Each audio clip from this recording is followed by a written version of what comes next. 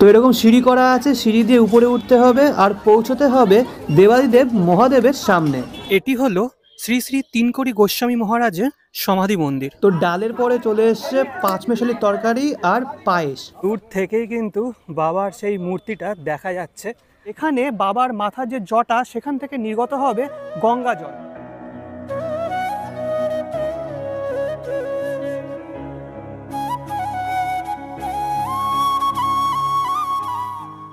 হাওড়া জেলার শালকিয়ার 51 ফুটের শিবমূর্তি আপনারা দেখেছেন, তেমনই দেখেছেন নিউ টাউনের 50 ফুটের মহাদেবের মূর্তি।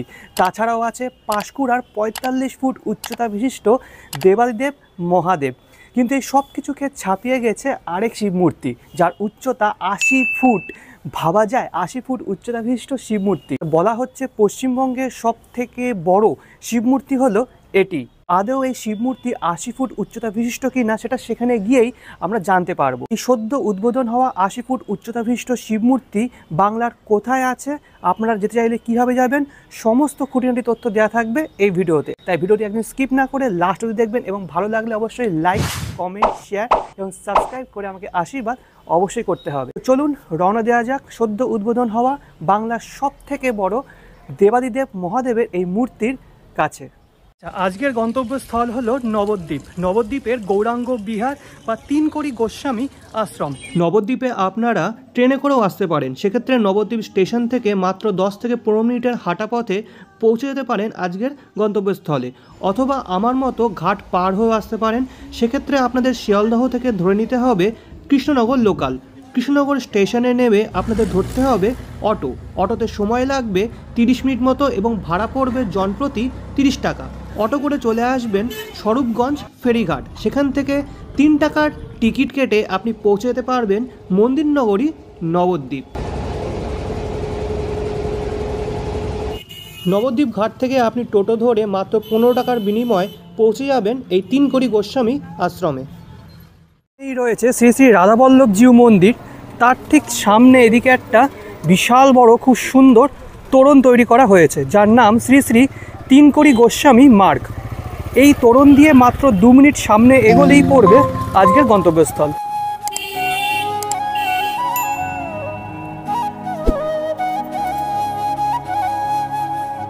তো ফাইনালি চলে এসেছি বাংলার সর্বোচ্চ শিবমূর্তির একদম সামনে। আর আরেকটা কথা আপনাদের জানিয়ে রাখি, এই লোকেশনটা অর্থাৎ গুগল ম্যাপের লিঙ্কটা আমি ডেসক্রিপশন বক্সে দিয়ে দেবো। যাদের বুঝতে অসুবিধা হচ্ছে তারা এই লিঙ্কটা ফলো করে চলে আসতে পারেন। দূর থেকেই কিন্তু বাবার সেই মূর্তিটা দেখা যাচ্ছে, গাত্রবর্ণ নীল রঙের, আর বিশাল বড় এলাকা জুড়ে এই আশ্রম প্রাঙ্গণ অবস্থিত। তো চলুন সামনের থেকে দেখাচ্ছি আপনাদের।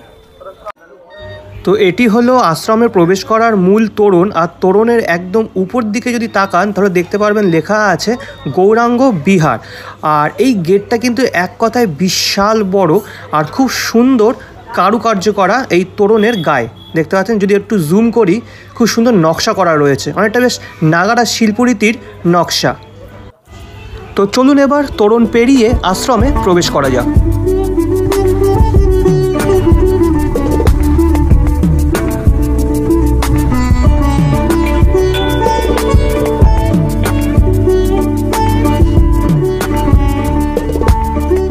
দিয়ে প্রবেশ করেই যদি ডান দিকে তাকান তাহলে পড়বে ভোজনালয়, এই যে।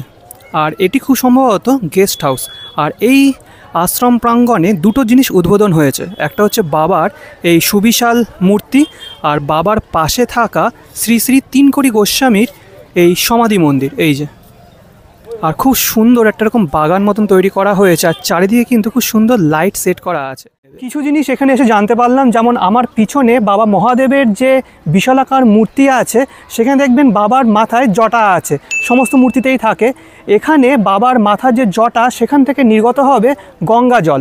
আর এই মূর্তিটি উদ্বোধন করেছেন বার্সানা থেকে আগত শ্রী শ্রী বিনোদ বিহারী বাবাজি মহারাজ।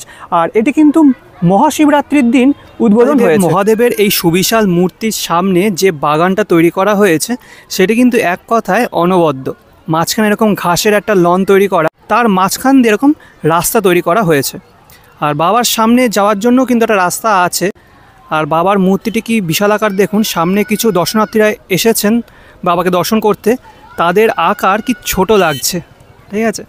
বাবার সামনে যাওয়ার জন্য কিন্তু এখন সিঁড়ি আছে, তো চলুন আস্তে আস্তে সামনের দিকে যাওয়া যাক।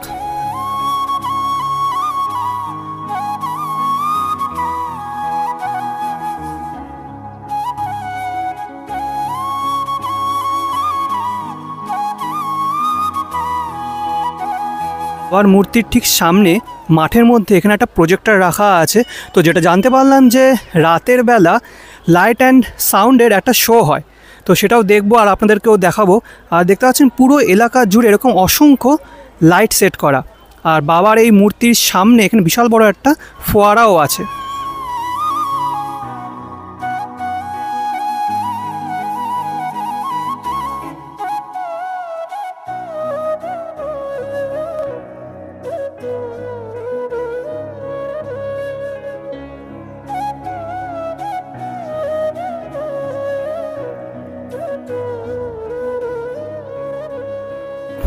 বাবার মূর্তির ঠিক বাঁ পাশে এখানে একটা অস্থায়ী মঞ্চ তৈরি করা হয়েছে আর লেখা আছে উপরে গৌরাঙ্গ বিহার। আর এখানে কিন্তু অসংখ্য ভক্তদের মধ্যে প্রসাদ বিতরণ চলছে। একটু আগেও কিন্তু এখানে অসংখ্য ভক্তরা ছিল। বাবার এই মূর্তির পিছন দিকে একটা বিল্ডিং তৈরি হচ্ছে, এটি হলো সাধু সন্ত নিবাস, এই লেখা রয়েছে। সাধু সন্তরা এসে এখানে থাকেন। এটি হলো শ্রী শ্রী তিনকড়ি গোস্বামী মহারাজের সমাধি মন্দির, অপূর্ব সুন্দর। আর সূর্যের আলো পড়েছে বলে পুরো উজ্জ্বল লাগছে। পুরো জায়গাটা কিন্তু এরকম পাথর দিয়ে বাঁধানো আছে।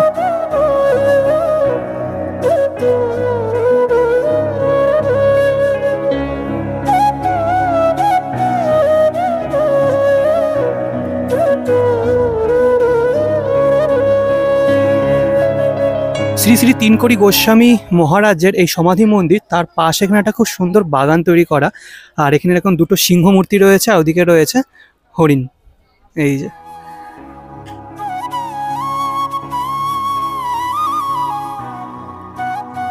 তো আমিও একটু প্রসাদ গ্রহণ করলাম।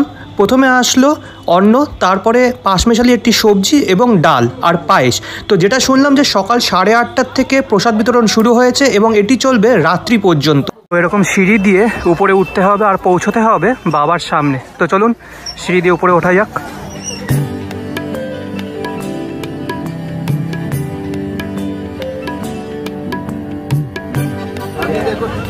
তো বর্তমানে দাঁড়িয়ে আছি পশ্চিমবঙ্গের সর্বোচ্চ দেবাদিদেব মহাদেবের মূর্তির একদম সামনে।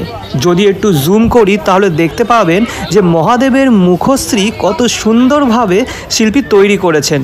একদম মাথায় জটার উপরে রয়েছেন মা গঙ্গা, আর মহাদেবের গাত্রবর্ণ সম্পূর্ণ নীল বর্ণের। তিনি আশীর্বাদ করছেন ভক্তদের, এভাবে তিনি বসে আছেন। আর একটা বেদি তৈরি করা হয়েছে যার সামনে এটি বাঘের মুখশ্রী তৈরি করা। আর দারুণ লাগছে কিন্তু। অনেক ভক্তরা এসেছেন এখানে, প্রণাম করছেন, ছবি তুলছেন। একটা আলাদাই পরিবেশ এই জায়গায়। উপর থেকে কিন্তু গোটা দৃশ্যটা অপূর্ব লাগছে। সূর্য অস্ত যাচ্ছে আর গোটা আশ্রমটা কত সুন্দর লাগছে দেখুন উপর থেকে।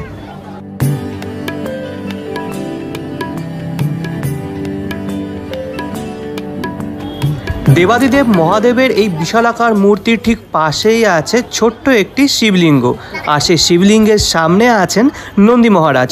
দুটো মূর্তিই কিন্তু কোষ্ঠী পাথর দ্বারা নির্মিত। সকল ভক্তরা প্রথমে বাবাকে দর্শন করছেন, তারপর এই শিবলিঙ্গকে প্রণাম করছেন।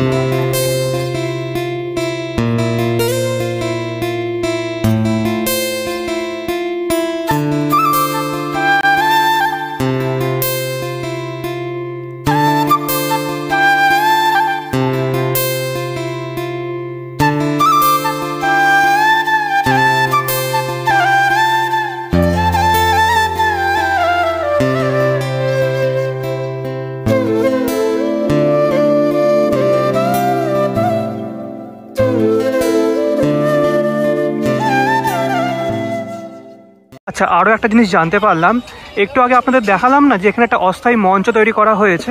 এখানেই কিন্তু বিশাল বড় একটা মন্দির পরবর্তীকালে আমরা উপহার পেতে চলেছি। আচ্ছা, আসি এবার উচ্চতা সম্পর্কে।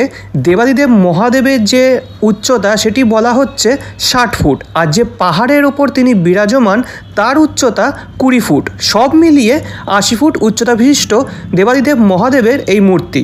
যদি দেবাদিদেব মহাদেবের উচ্চতা 60 ফুটও হয় তাহলে কিন্তু পশ্চিমবঙ্গের মধ্যে সর্বোচ্চ দেবাদিদেব মহাদেবের মূর্তি এটি।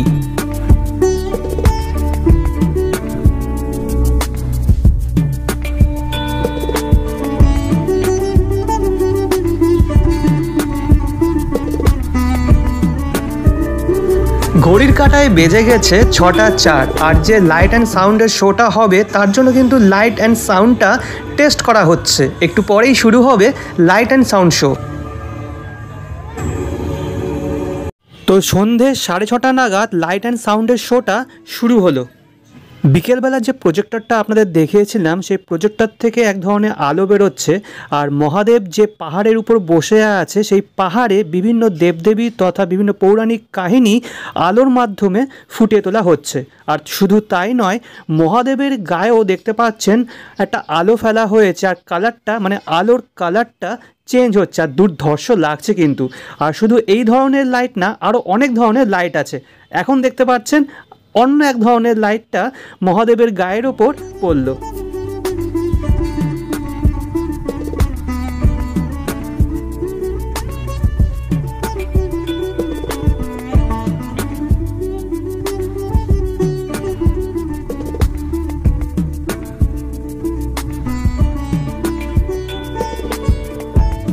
বিকেলে আপনাদের একটা ফোয়ারা দেখিয়েছিলাম মহাদেবের এই বিশাল বড় মূর্তির সামনে, সেই ফোয়ারাটাও কিন্তু চালু করা হয়েছে। আর মিউজিকের তালে তালে ফোয়ারার জল উঠছে আর নামছে, আর সেখানেও কিন্তু খুব সুন্দর কালারিং লাইট দেওয়া হয়েছে।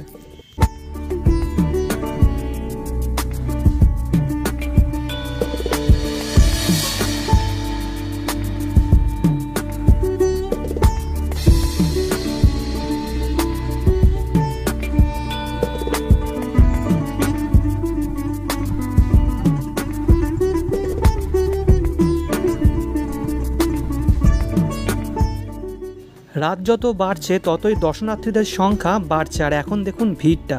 এই লাইট অ্যান্ড সাউন্ড শো দেখার জন্য প্রচুর ভক্তরা এসেছেন।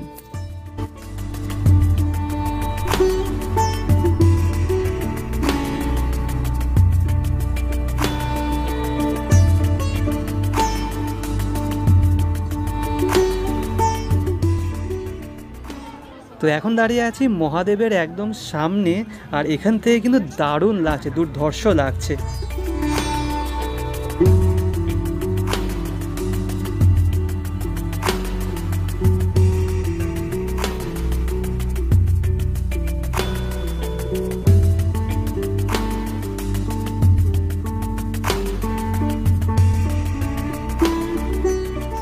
এবার আসে কিছু গুরুত্বপূর্ণ তথ্য নিয়ে। মূর্তিটা কিন্তু দূর থেকে ছোট মনে হচ্ছে, কিন্তু কাছে গেলে বোঝা যাচ্ছে যে মূর্তিটি কতটা বড়। যে কটা মূর্তি আমি আগে দেখিয়েছিলাম সেটি শালকিয়া হোক কিংবা পাঁশকুড়া, তার থেকে কিন্তু বড় মহাদেবের এই মূর্তিটি।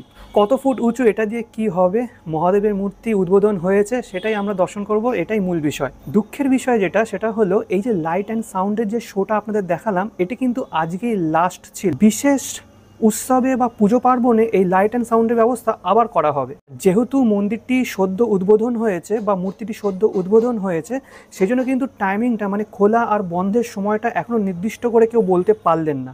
তো আপনারা যদি আসেন তাহলে চেষ্টা করবেন সকালে আসলে 12টার মধ্যে আসার, এবং বিকেলে আসলে 4টের পরে আসার, কারণ বেশিরভাগ মন্দির কিন্তু এই টাইমিংটাই ফলো করে। তো এই ছিল বাংলার সবচেয়ে বড় শিব মূর্তি। কেমন লাগলো ভিডিওটি অবশ্যই কমেন্ট বক্সে কমেন্ট করে জানাবেন। যদি ভালো লেগে থাকে তাহলে অবশ্যই লাইক, কমেন্ট, শেয়ার এবং সাবস্ক্রাইব করে আমাকে আশীর্বাদ অবশ্যই করতে হবে। নেক্সট ভিডিও খুব তাড়াতাড়ি আসছে। আন্টিল ভালো থাকবেন, সুস্থ থাকবেন। আজকের জন্য বিদায়।